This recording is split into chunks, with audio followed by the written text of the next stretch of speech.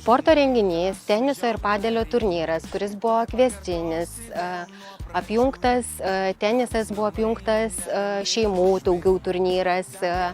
Ta turnyrą šeimų mes jau propagavom Palangoje 5 metus.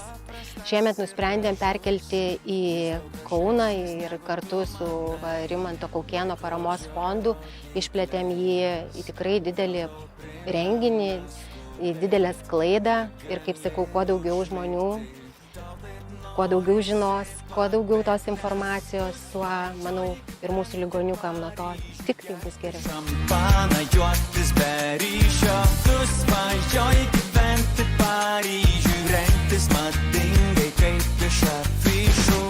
Man tai paliks žinomi žmonės ir sportininkai, kurie tikrai garsina Lietuvą, jie jungiasi irgi į šitą renginį.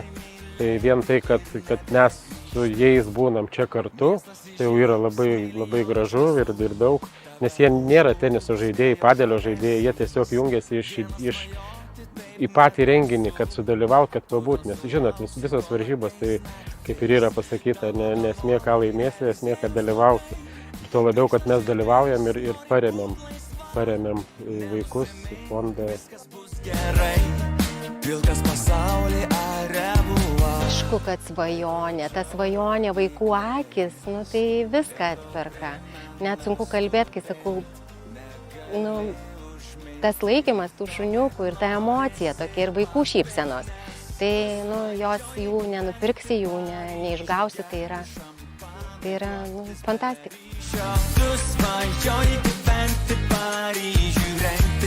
Tai labai gera emocija. Tai ir tuo labiau žinai, kad tu padedi kažkam ir pagalvoji, kad ir tau pačiam gali atsitikti reikėti pagalbos ir tokie renginiai suartina, suvienyje ir emocija, ir sportas, ir draugų susibūrimas, ir pagelbėjimas kažkam.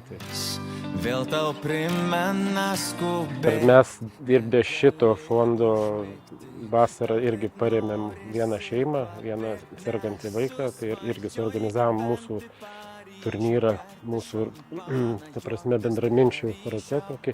Ir dabar numatė irgi tą patį padaryti, tik tai negavom aikštyno, bet mes stengiamės eiti tą linkmę, nes įsivaizduojam, kad darom labai gerą darbą. Turbūt pradėti nuo savęs reikėtų, ar ne, kai sako, žinai, kiekvienas po mažą dalelę, po mažą akmenuką. Ir kai sakau, nuo to ir pasaulis gražės. Ir kaip sakyt, tikrai tai verta daryti, kai tu pamatai vaikų akis, tai aš manau atperka ir visus tikrai skatinu. Galit prisidėkit bet kuriom formom. Tai yra fantastika, darbais, finansiškai, kas kaip gali.